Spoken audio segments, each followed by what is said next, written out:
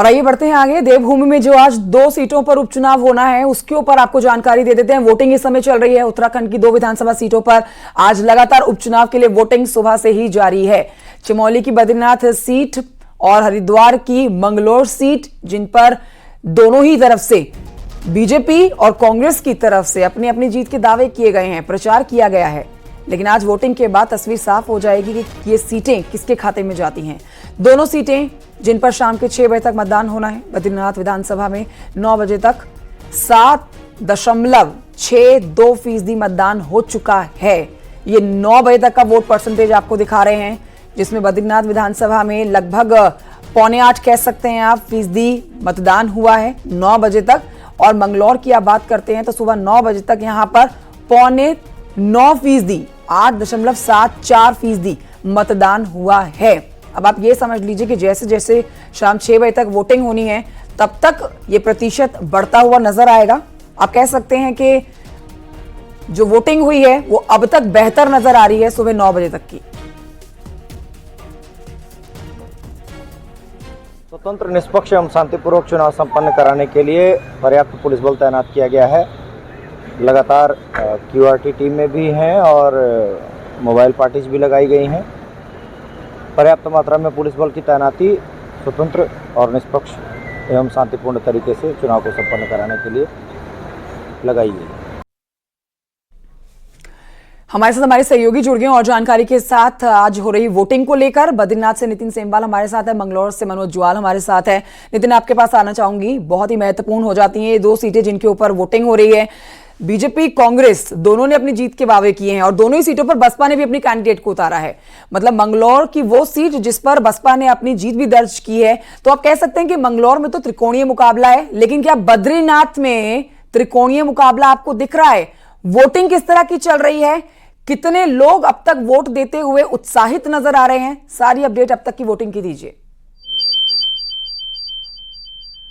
जी, अगर बद्रीनाथ विधानसभा उपचुनाव की बात करें तो सुबह लगभग 8 बजे मतदान शुरू हो गया था, लेकिन अभी अगर मतदान प्रतिशत की बात करें तो 9 बजे हमारे पास आए हैं। पूरे विधानसभा के 7% मतदान अभी तक हुआ है।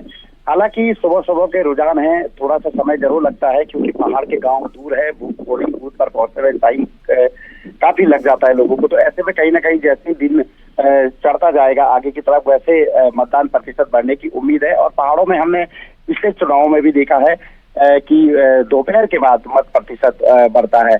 आप देख सकते हैं किस तरीके से लोगों में रुझान भी है। लोग तस्वीरों में आप देखिए, मतदान करने के बाद मतदान स्थल से बाहर आए हैं। कोई विकास के लिए वोट दे रहा है तो कोई सशक्त लोकतंत्र के लिए मतदान करने की कोशिश इस चुनाव में कर रहा है। कुछ मतदाताओं से हम एक बार फिर से बात करेंगे। जी, आपने अपना मतदान का प्रयोग कर दिया है, क्या सोचकर इस बार आपने मतदान किया? राष्ट्र सर्वोपरि और देश का विकास, इन मुद्दों को ध्यान में रखते हमने। युवा साथी भी हमारे साथ है। किस तरीके का युवाओं में इस बार रुझान देख रहे हैं आप? इस बार युवाओं में काफी अच्छा रुझान है, क्योंकि जो देश में निरंतर देश को प्रगतिशील बना रहे हैं और निरंतर विकास कार्य कर रहे हैं, तो ऐसे में युवाओं में बहुत जोश है। तो युवा लोग, हमारे जितने भी युवा लोग हैं वो बढ़ सकते हिस्सा लेके मतदाता तक पहुँच रहे हैं और विकास के नाम पे वोट दे रहे हैं। जी, आप सुन सकते हैं मतदाताओं को किस तरीके से विकास के नाम पर भी लोग यहाँ पे वोट दे रहे हैं। सशक्त लोकतंत्र की बात हो रही है, देश हित की बात हो रही है। ये पोलिंग बूथ आप देखिए, ये जोशीमठ नगर का ब्लॉक का स्थल का ये पोलिंग बूथ है। यहाँ पे आप देख सकते हैं, हालांकि अभी आपको कुछ ही लोग यहाँ पे दिखाई दे रहे हैं, लेकिन अब जैसे जैसे दिन बढ़ता चले जाएगा ये जो मतदान लौटूंगी आपके पास। मनोज से जल्दी से अपडेट ले लेते हैं। मनोज जुआल हमारे साथ मंगलौर से इस समय लाइव मौजूद हैं। मनोज, देखिए बहुत ही शांतिपूर्ण तरीके से वोटिंग इस समय बद्रीनाथ में चल रही है। मंगलौर में आप इस समय किस पोलिंग बूथ पर खड़े हैं? कैसा मतदान चल रहा है? कितना लोगों में आपको उत्साह नजर आ रहा है और किन मुद्दों के साथ वो मतदान करने के लिए पहुंच रहे हैं पोलिंग बूथ पर? संपूर्ण जानकारी दें। जी, मैं आपको बता दूं कि मैं इस समय मंगलौर विधानसभा के लिब्बा गांव में हूँ। यहाँ पे मतदान शांतिपूर्ण चल रहा है। 9 बजे तक जो मतदान परसेंट है वो 8% हो चुका है। और यहाँ पे अभी एक छोटा सा मामला 2 पक्षों में विवाद का भी सामने आया है और उसको लेकर भी हम तमाम पुलिस फोर्स मौजूद की गई थी और उसके बाद से मामला शांत किया गया है। कहीं ना कहीं ये जो चुनाव है, कहीं ना कहीं दोनों जो राजनीतिक पार्टियां हैं उनके लिए साथ का सवाल जरूर है। यहाँ पे बीजेपी, कांग्रेस और बसपा त्रिकोणीय मुकाबला आपको देखने को मिलेगा और जिस तरीके से यहाँ पे जो चुनाव चल रहा है, पुलिस प्रशासन भी उसको शांतिपूर्ण तरीके से संपन्न कराना चाहती है, क्योंकि जो चुनाव है और मंगलौर विधानसभा में खासकर मैं कहूँ तो एक जिस तरीके से यहाँ पे वोटिंग होनी है और हो रही है, उसके साथ जाहिर होता कि वोट परसेंटेज कहा जाएगा, लेकिन लोग सुबह से घरों से निकल रहे हैं और अपने मतदान का प्रयोग कर रहे हैं। ठीक है मनोज, आप बने रहिए, मैं लौटूंगी आपके पास। एक बड़ा अपडेट और दे देते हैं अपने दर्शकों को वोटिंग से लेकर कि देखिए रुड़की के मंगलौर में से ये खबर आ रही है, जहां मंगलौर के लिब्बरहेड़ी विवाद गांव में दो पक्षों के बीच में विवाद हुआ है। मामूली सी कहासुनी को लेकर मारपीट हो गई है। भारी पुलिस फोर्स की तैनाती की गई है गांव में। कुछ लोगों के घायल होने की भी सूचना मिल रही है। मनोज जुआल इस पर हमें जानकारी देंगे। तस्वीरें फिलहाल आपको दिखा रहे हैं मंगलौर के लिब्बरहेड़ी गांव से तस्वीरें हैं, जहां पर एक छोटी सी बात को लेकर दो पक्ष आमने सामने आ गए हैं।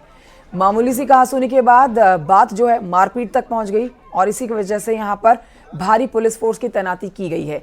मंगलौर के लिब्बरहेड़ी विवाद से जुड़ा हुआ बड़ा अपडेट आप तक पहुंचा रहे हैं। गांव में किस तरह का माहौल बना है, हालात को सामान्य करने के लिए भारी पुलिस फोर्स की यहां पर तैनाती की गई है।